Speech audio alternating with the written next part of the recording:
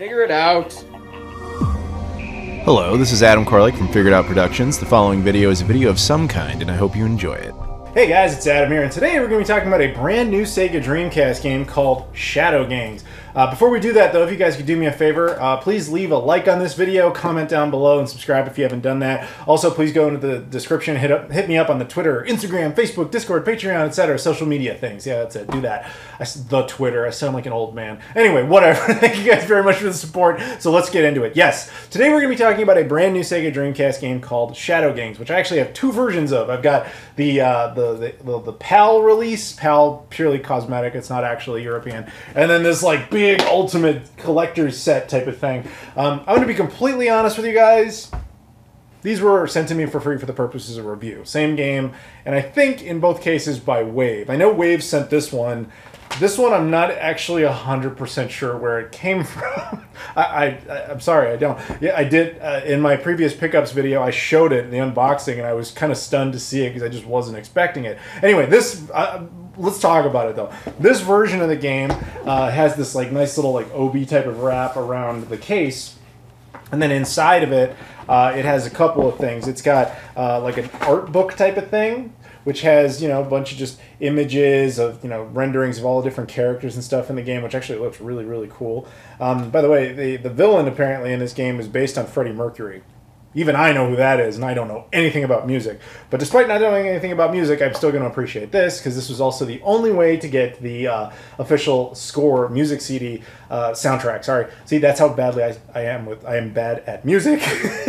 I couldn't remember what it's even called. Soundtrack, yes. Anyway, so that's the official soundtrack right there, which consists of 11 songs is in this set. It has the Japanese artwork style for the game, which we'll get back to in a second. It also has a thank you note from the creator of the game, or at least I assume it's the creator of the game, the guy who runs JKM Corp, which was the developer of this. It's got his signature and a little thank you. It says, "Thanks, we couldn't have done this without you." But I couldn't have done this without them. So thank you very much to Wave for making this happen, as well as JKM. Now, as I said, there are these two versions of the game here. These are purely cosmetic. This is exactly the same. It's just about which color do you like, basically. I mean, this one is designed to look like the European style. This one's designed to look like the Japanese style. There is an American style that's going to be sold through Video Games New York. I'll put a link in the description to them if you want to pick that up. Or I'll put a link to Wave so you can pick these versions up as well. Ultimately, the disc is exactly the same. The game is exactly the same. It's even region-free. Again, it mostly boils down to just which one do you like the look of. So what is the deal with Shadow Gangs? Where did this game come from? What's its story? Basically, this game came out in 2020 on PC as well as modern consoles. So like it was on Xbox One and PS4 at the time. I think it now supported on PS5 and Xbox Series X as well. But the goal was just to kind of get that done. And then in 2020, after the release, there was some little bit of a push to get a Dreamcast version, but it wasn't taken too seriously until near the end of 2021, where they started thinking like, hey, no, we could probably really do this. And they launched a Kickstarter to try and make that happen. The first attempt at Kickstarter did not pan out, but the second one did, and ultimately the game was going to be made.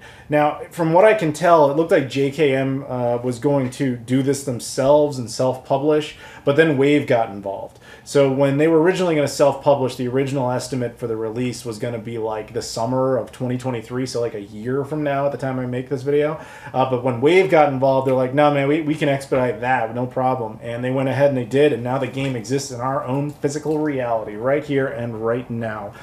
They were cool enough to include a little press release about it, which basically says all the things I just said, but it also includes, of course, the description of the game, which I probably should mention. This game is like a love letter to the Shinobi games made by Sega for, you know, the Mega Drive / Genesis and in the arcades. And here's how they describe it. Your family has been kidnapped. You must destroy the rogue ninjas and establish a powerful new ninja order to save the world. You must put an end to the Shadow Gangs. They have left you with no choice. This is retribution time. So yes, this is apparently a very hard game, but I'm looking forward to checking it out. I was never the biggest Shinobi guy, but that said, I looked at the back of it. It looked pretty cool. I saw some clips of it online. Any game that has a DeLorean in it, which it does, automatically gets a point. That's just a rule. So, yeah. But yeah, you know, without further ado, actually, you know what? I probably should open the game up and show you guys, right? Okay, so we'll break the plastic on this. or will try to. Has been a rule since the beginning of CDs, which is that it's supposed to be impossible to actually get through the plastic sealant. All right, so there we go. It's coming up. Okay, and so like I said, the artwork is, you know, it's a matter of personal opinion which one you like.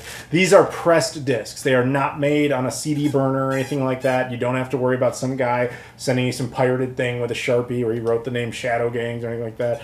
Wave does a good job, just like all these indie developers and publishers do now. I'm stunned. I'm very happy about it, by the way, to think that the Dreamcast is now the only 6th-gen console still producing games. I mean, technically, the new one is. How weird is that, by the way? There are no new GameCube, Xbox, or PS2 games, but there's new Dreamcast games, and and there was a new Nuon release like a year ago, and there could be more. We live in a topsy-turvy, crazy world, don't we? But anyway, so yes, new Dreamcast game, and it's, like I said, it's on a legitimate disc. This is a CD-ROM. It's not a GD-ROM, which was the official format Sega used back in the day, but for reasons I've explained in other videos, that's no longer possible, but it is possible to do them on CD-ROMs. It's got back inlay artwork there, which I think is pretty cool. Some, you know, ninja-looking dude. And then you've got the manual, which we'll take out here. I suck at taking these manuals out. I always have.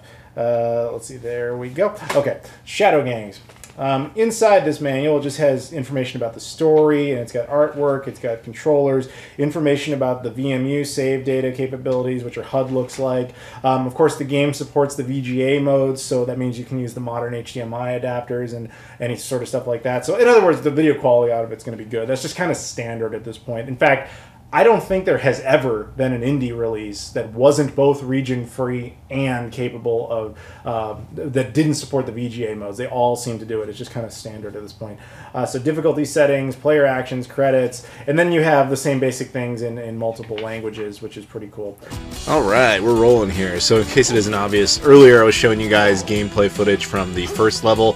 This is really just the continuation of it. So once you've rescued all the hostages and stuff, that's when the levels can come to an end. So in this case, you can kind of get a little teaser for who the boss is going to be. The game itself is very interesting. It's good. It's fun.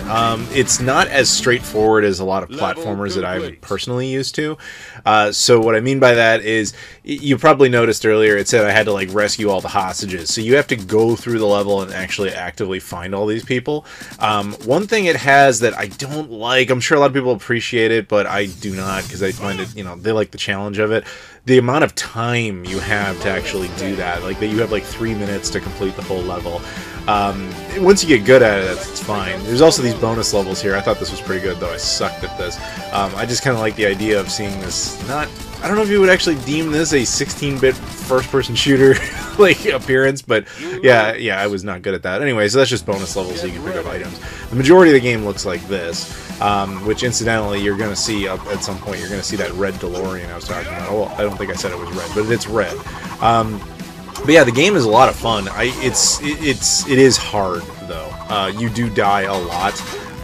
You have 3 lives per continue, and I think you get 3 continues if I remember correctly, but I could be wrong about that.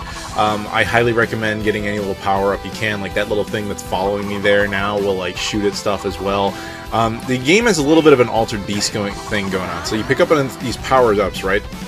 And then he morphs into that, and you can pick, I didn't show it, but you can pick like your color. You can be like a blue, red, or black. I went with black. But yeah, you have to free a lot of these hostages and stuff and just kill everything on the screen, and you have to do it efficiently. It's fun. It's good. Well, the imagery in the background is a little weird because you have like what look like the World Trade Center of old, you know, the Twin Towers, except that clearly is modeled after the new World Trade Center, so it's a questionable choice, but anyway, it's just an observation. It gives me Streets of Rage vibes. But yeah, I'm going to let you guys kind of enjoy some of the music here, and then I'll catch up with you guys at the end. But yeah, the game is pretty cool. I think it's a lot of fun.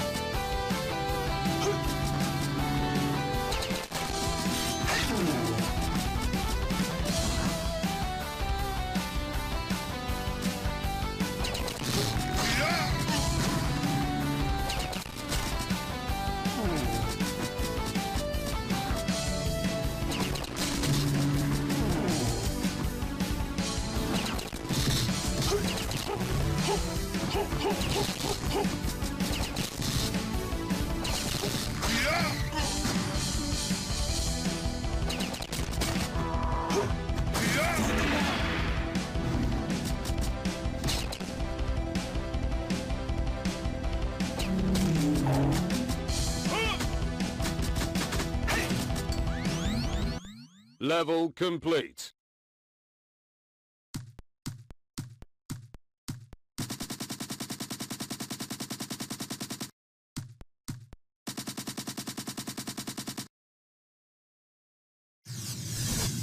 Ah, I'm back. How was that going?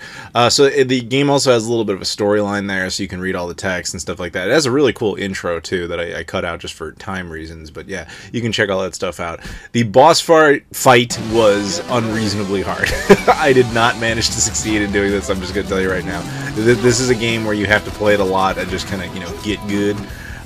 Which I did not, but I think you guys can get a nice little sample out of it. So it is a lot of fun. I do recommend it. I'll put a link in the description if you want to pick it up from either Wave or Video Games New York. It's a lot of fun. Thank you very much to Wave for sending it my way. Thank you guys very much for watching, of course. If you guys could do me a favor, please like, comment, subscribe. Check out all the social media stuff in the description. I appreciate that. Thank you very much for watching, and I'll see you all later.